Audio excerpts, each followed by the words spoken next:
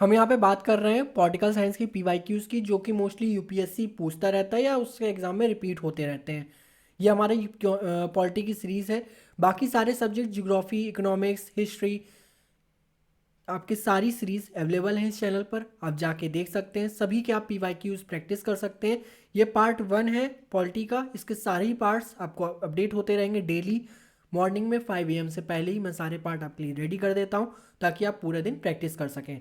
Channel पर नए हैं, सब्सक्राइब कर दीजिए लेटेस्ट अपडेट के लिए। तो हम स्टार्ट करते हैं। In which of the following acts the provision was made for the establishment of supreme court at Calcutta? So option A is correct, regulating act 1773. With reference to the establishment of supreme court, which of the statement is correct? So हमारा यहाँ पे statement 1 is correct है, पहला वाला। Which one of the following led to the introduction of English education of India? So option D is correct. 1, 2 and 3, 1, 2 and 3, both thrice are correct. हम बात करते हैं यहाँ पे मैच द लिस्ट को मैच करने का। सो यहाँ पे हमारा B1 इज करेक्ट। आप इसको देख सकते हैं कैसे।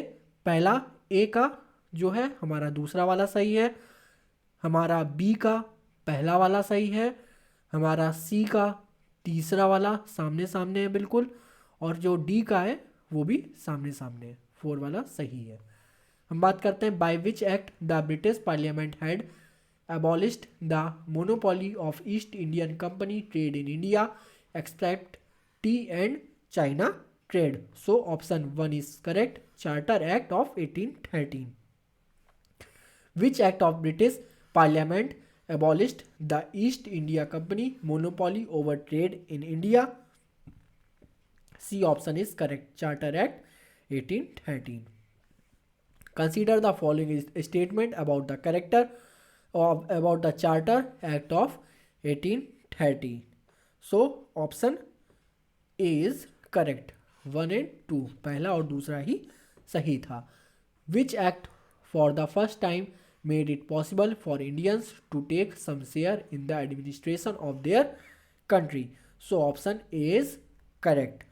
हम यहाँ पे बात कर रहे हैं next question, which of the following act legislative council of India receive the power to discuss the budget? So option B is correct, Indian council act 1892।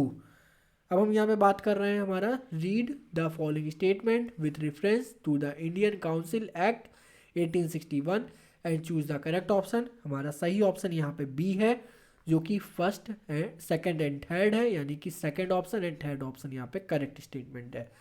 Which of the following act provided for communal representation in British India? So the option B is correct.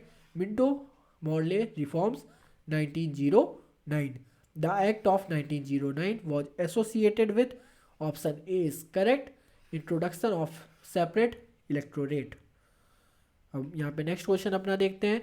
Bye which one of the following act was the federal court in India created? So option D is correct, none of the above. The Federal Court of India was established in which of the following year? So option B is correct, 1937. Under which of the following act uh, Daichi was introduced at central level? So option C is correct, Government of India Act 1935. Which one of the following acts set up Daichi system at the central level? So option A is correct, government of Indian act 1935। अब हम बात कर रहे हैं यहाँ पे in the context of Indian history the principle of dyarchy refers to, option D is correct, division of subject delegated to the provinces into two categories. Which one of the following introduced the provincial autonomy in British India? Option D is correct, Government of India Act 1919। हम यहाँ पे next question देखते हैं। The Indian legislature was made bicameral for the first time, first by option C is correct, government of Indian act 1919। Which one of the following act introduce a bicameral legislature at center? Option C is correct, 1919. In which year the last election of Indian legislature under the government of India 1919 was held? So option C is correct, 1945. With reference to Indian civil services, which one of the following statement is correct? यहाँ पे कौन सा statement correct है? Option C is correct, both 1 and 2 दोनों ही option यहाँ पे सही हैं. Which one of the following elections of the central legislative assembly was ever held under the government of Indian act 1919? So option C is correct, A and C. यहाँ पे 1926, 1945 दोनों ही ऑप्शन करेक्ट है. The power of the president to issue ordinance is the relic of. So यहाँ पे question का answer हमारा B है, government of India act 1935. Which one of the following act introduce the principle of constitutional autocracy? So option C is correct, the government of Indian act 1935. One among the following was not a silent feature of the Government of Indian Act 1935. Option B is correct. Residuary subjects were allocated to provincial legislatures. Next question is the distribution of power between center and states as in the Constitution of India is based on the which of the following plans? Option C is correct. Government of Indian Act 1935.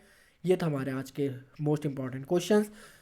तो आप इनको ज़्यादा से ज़्यादा practice करिए ताकि आपकी PYQs strong हो. ये ऑल इंडिया PCS और सारे स्टेट के PCS के लिए और IAS IPS सभी के एग्ज़ाम्स के लिए मोस्ट इंपॉर्टेंट PYQs है. सो अगर आपको और सारे PYQs एक ही वीडियो में चाहिए तो मुझे कमेंट करके बताइए कि सर मुझे 100 या 200 से ज़्यादा PYQ एक ही वीडियो में चाहिए, तो मैं बिल्कुल लाऊंगा. मैंने ये छोटे छोटे पार्ट में आपकी वीडियो बनाई है ताकि आपको जितना रिवीजन करना हो आप उतना ईजिली रिवीजन कर सको. सो 30 क्वेश्चंस हर पार्ट को रख के मैंने वीडियो बना रहा हूँ. सुबह मॉर्निंग में 5 बजे आपको वीडियो अवेलेबल हो जाएगी ताकि आप अपनी दिन भर प्रैक्टिस खूब सारी कर सकें. हाँ, सभी सब्जेक्ट की सारी सीरीज आ रही हैं चैनल पर, तो चैनल पर नए हैं तो सब्सक्राइब कर लीजिए, बेल आइकन प्रेस कर दीजिएगा. अगर कोई फीडबैक या कमेंट आप कर सकते हैं, बता सकते हैं कौन सा टॉपिक आपको चाहिए, क्या चीज़ वीडियो में आपको और चीज़ चाहिए, मैं उसको ज़रूर ऐड करूँगा. तो कमेंट करिएगा, फीडबैक देना ना भूलें. And thank you.